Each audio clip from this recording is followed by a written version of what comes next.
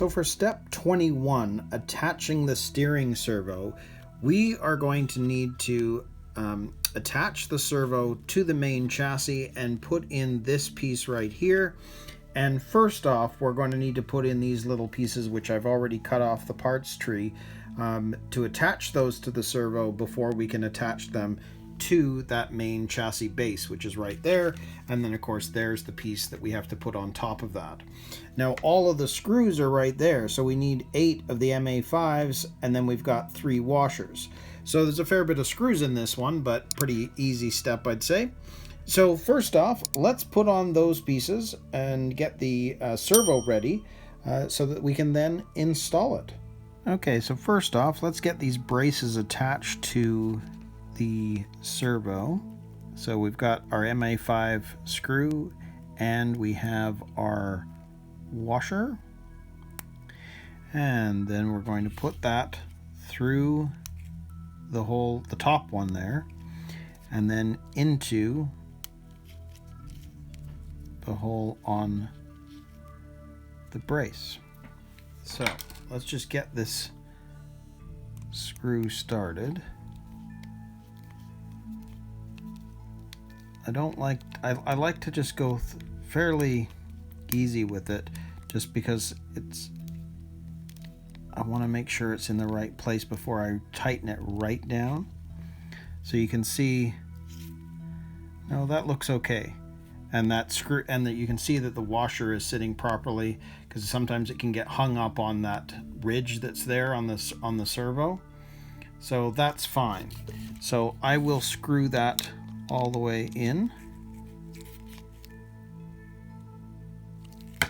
so it's nice and tight.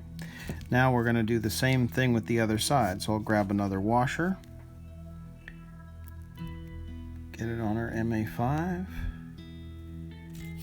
put it through the top, grab our black piece there, and again we'll screw that in.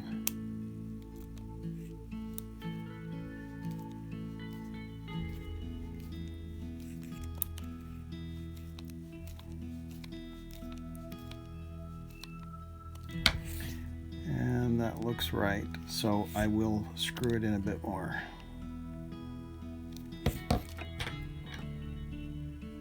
Okay, so there we go. There are the 2 brackets now attached to the servo, and you can see there are holes in the bottom, which is exactly how that's going to go, so that the screws are going to go up and secure that servo to the chassis. So let me grab the chassis itself and we'll put that together. So you can see that one side has a washer and a screw, and the other is just the screw, which is just so that you can do some fine-tuning adjustments later on. So let's put this in.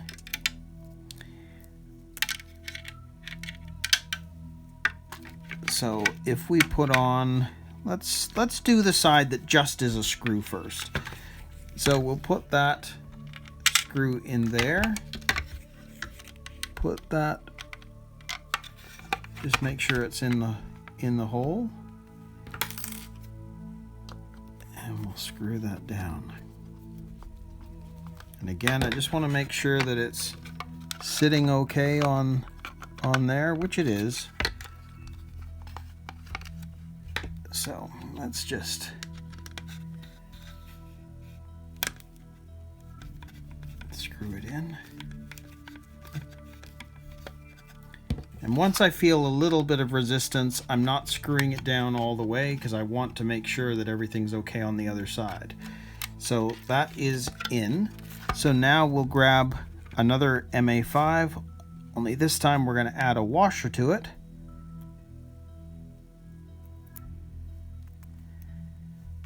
And you can see that the hole is right there. So we'll put that through there in the hole.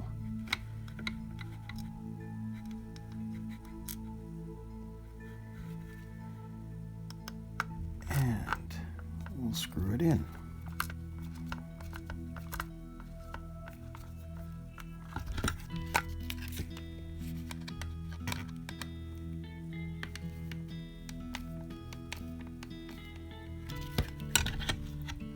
which is fine. So there we go.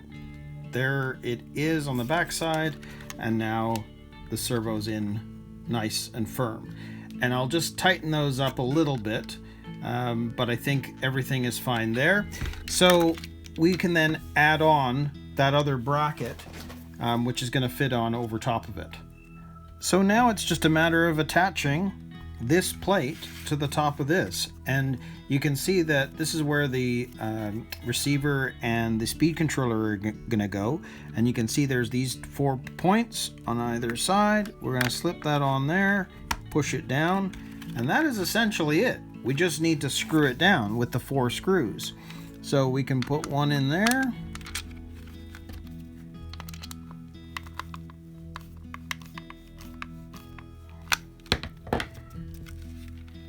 one in there,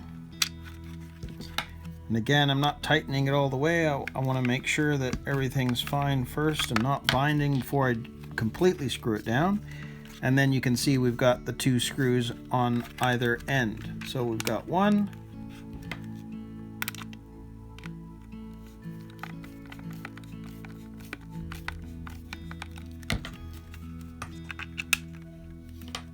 and the other.